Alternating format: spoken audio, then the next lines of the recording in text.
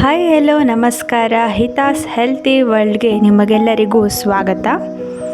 ಇವತ್ತು ನಾವು ಕೂದಲಿನ ಆರೋಗ್ಯ ಹೆಚ್ಚಿಸುವಂಥ ಹಾಗೂ ಕೂದಲನ್ನು ಕಪ್ಪಾಗಿಸುವಂಥ ಒಂದು ಎಣ್ಣೆಯನ್ನು ಹೇಗೆ ಮಾಡೋದು ಅಂತ ನೋಡೋಣ. ಅದಕ್ಕೆ ಬೇಕಾಗಿರುವಂಥ ಪದಾರ್ಥಗಳು ಕೊಬ್ಬರಿ ಎಣ್ಣೆ, ಇದೇ ಮೇನ್ ಇಂಗ್ರೀಡಿಯೆಂಟ್ ಆಗಿರುತ್ತೆ, 100 ಗ್ರಾಮ್. ನಂತರ ಹರಳೆಣ್ಣೆ 50 ಗ್ರಾಮ್, ಬೆಟ್ಟದ ನೆಲ್ಲಿಕಾಯಿ 25 ಗ್ರಾಮ್, ಕರಿಬೇವಿನ ಎಲೆ 25 ಗ್ರಾಮ್, ಮೆಂತೆಕಾಳು 25 ಗ್ರಾಮ್,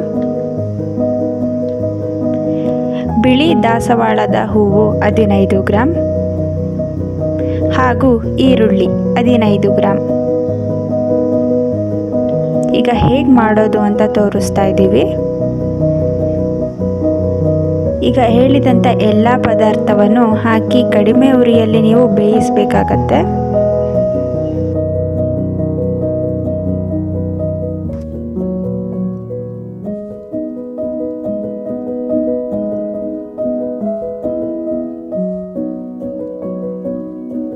ಯಾವುದೇ ಕಾರಣಕ್ಕೂ ಉರಿಯನ್ನು ನೀವು ಜಾಸ್ತಿ ಕೊಟ್ಕೋಬಾರ್ದು. ನೀವು ಉರಿನ ಜಾಸ್ತಿ ಇಟ್ಕೋತು ಅಂದರೆ ನಾವು ಹಾಕಿರುವಂಥ ಪದಾರ್ಥಗಳಲ್ಲಿ ಏನೇನು ಒಳ್ಳೆ ಅಂಶಗಳಿದೆಯೋ ಅದೆಲ್ಲ ಕಮ್ಮಿ ಆಗುತ್ತೆ ಅಂತಲೇ ಹೇಳ್ಬೋದು.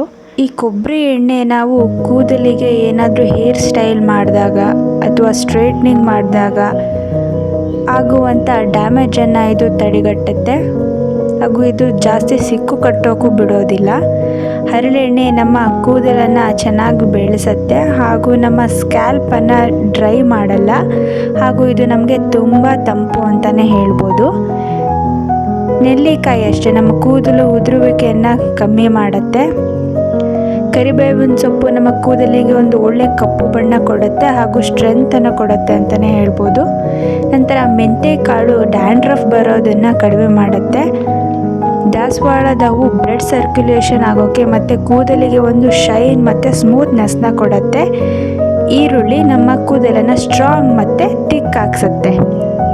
ಇದೆಲ್ಲನೂ ಹಾಕಿ ಚೆನ್ನಾಗಿ ಮಸಾಜ್ ಮಾಡಬೇಕು. ವಾರದಲ್ಲಿ ಒಂದು 3 ಸಲನಾದರೂ ಉಪಯೋಗಿಸ್ಬೇಕು. ನೋಡಿದ್ರೆಲ್ಲ ಎಲ್ಲರೂ ಹೇಗೆ ಮಾಡಿದ್ವಿ ಅಂತ. ನೀವು ಒಂದ್ಸಲ ಟ್ರೈ ಮಾಡಿ ನಿಮ್ಮ ಕೂದಲಿಗೆ ಸೂಟ್ ಆಯಿತಾ ಇಲ್ವಾ, ರಿಸಲ್ಟ್ ಪಾಸಿಟಿವ್ ಬಂತಾ, ಏನಾಯಿತು ಅಂತ ನಮಗೆ ಕಮೆಂಟ್ ಬಾಕ್ಸ್ ಮೂಲಕ ತಿಳಿಸಿ. ಹಾಗೆ ನಮ್ಮ ವೀಡಿಯೋಸ್ನ ಲೈಕ್ ಮಾಡಿ, ಶೇರ್ ಮಾಡಿ, ನಮ್ಮ ಚಾನೆಲ್ನ ಸಬ್ಸ್ಕ್ರೈಬ್ ಮಾಡೋದು ಮರಿಬೇಡಿ. Thank you so much.